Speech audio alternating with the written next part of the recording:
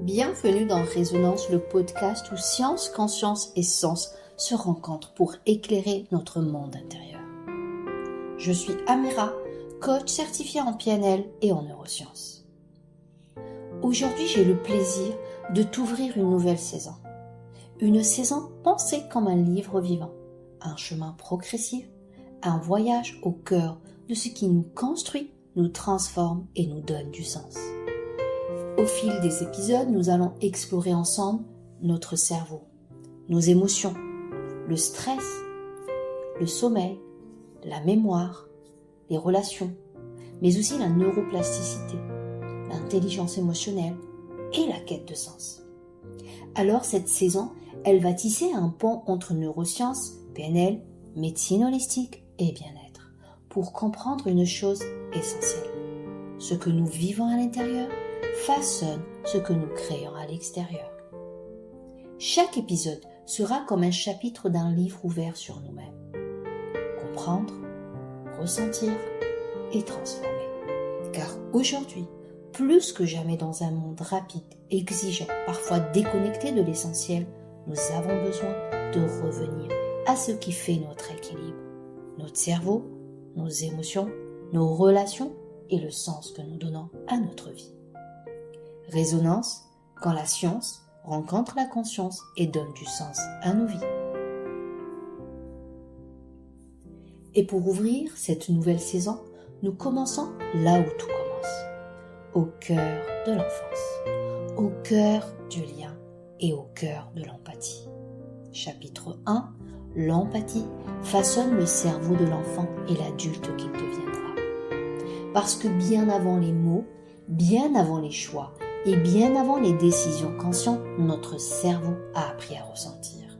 Et c'est souvent là que commence toute notre histoire intérieure. Alors, installe-toi confortablement et ouvrons ensemble ce premier chapitre. Les neurosciences affectives sont formelles. Le cerveau de l'enfant ne se développe pas seulement par l'apprentissage cognitif, mais avant tout à travers la qualité du lien émotionnel. Avant les mots, le cerveau apprend par le ressenti, par le regard qui accueille, par la voix qui apaise et par la présence qui sécurise. Les travaux du psychologue et neuroscientifique Alain Schor montrent que les interactions empathiques précoces façonnent notre cerveau droit. Celui-ci est impliqué dans la régulation émotionnelle, l'attachement et le sentiment de sécurité intérieure. Alors, la bienveillance n'est pas une intention éducative, c'est un signal neurobiologique de sécurité. Lorsque l'enfant se sent compris, soutenu et reconnu, son cortex préfrontal, responsable de l'empathie, du discernement, de la régulation émotionnelle, se développe de manière optimale. Quant à l'amygdale, elle devient moins réactive au stress et le système nerveux apprend l'apaisement plutôt que la survie. Les neurosciences du développement nous rappellent que près de 80% des structures cérébrales se mettent en place avant l'âge de 5 ans. Un attachement sécurisant va réduire significativement le risque de troubles émotionnels et relationnels à l'âge adulte. Et inversement, les expériences émotionnelles négatives précoces, elles augmentent la vulnérabilité au stress, aux difficultés relationnelles et émotionnelles. Ce que nous appelons souvent comportements à l'âge adulte sont parfois des stratégies d'adaptation apprises très tôt. L'hypercontrôle, la difficulté à faire confiance, la peur de l'échec, l'hypersensibilité émotionnelle, autant de réponses d'un cerveau qui a appris à se protéger. D'ailleurs, comme le rappelle le psychiatre Daniel Siegel, les relations façonnent le cerveau et le cerveau façonne les relations. Et pourtant, tout n'est jamais figé. Le cerveau reste plastique tout au long de notre vie. Alors, nous devenons adultes parce que notre cerveau a appris à ressentir. Et c'est ainsi que nous pouvons offrir aux enfants d'aujourd'hui un avenir différent. Avant de refermer ce chapitre, mon cher auditeur, je te propose un instant pour revenir vers l'enfant que tu étais. Pas avec un jugement, pas avec nostalgie, mais avec curiosité et douceur. Peut-être étais-tu cet enfant qui faisait tout pour être sage et ne pas déranger, simplement pour recevoir un peu d'attention. Ou peut-être étais-tu celui ou celle qui devait être fort très tôt et qui n'avait pas vraiment le droit de pleurer ou de montrer ses émotions. Peut-être même que tu étais cet enfant qui cherchait le regard de ses parents, leur encouragement, leur fierté, et qui parfois a eu l'impression de ne pas être tout à fait suffisant. Ou au contraire, peut-être que tu as grandi dans un climat de chaleur, de présence, d'écoute, de bienveillance.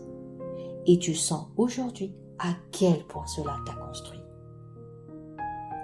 Quoique elle a été ton histoire, elle vit encore quelque part en toi, dans tes réactions face au stress, dans ta manière d'aimer, dans ton besoin de contrôle et ta peur de l'abondant. Mais la bonne nouvelle, c'est que le cerveau n'est pas figé dans le passé. Grâce à sa neuroplasticité, nous avons tous la capacité de réécrire peu à peu notre histoire intérieure. Chaque prise de conscience, chaque moment d'écoute de soi, chaque geste de bienveillance envers un enfant ou envers soi-même est comme un nouveau réglage de notre horloge biologique, émotionnelle et énergétique.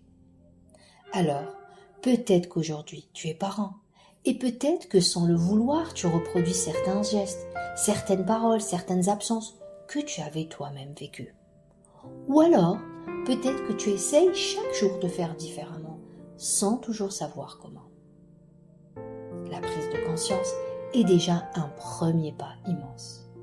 Parce qu'en comprenant ta propre histoire, tu changes aussi le cerveau émotionnel de ton enfant intérieur et tu changes la qualité du lien et donc ton futur intérieur. Alors, je te laisse avec ces deux questions. Dis-moi, quel type d'enfant es-tu vraiment derrière les apparences? Et quel type d'adulte as-tu envie d'aider ton enfant à devenir? Mon cher auditeur, dans le prochain chapitre, nous irons encore plus loin. Nous plongerons au cœur du stress. Comment il se forme dans le cerveau?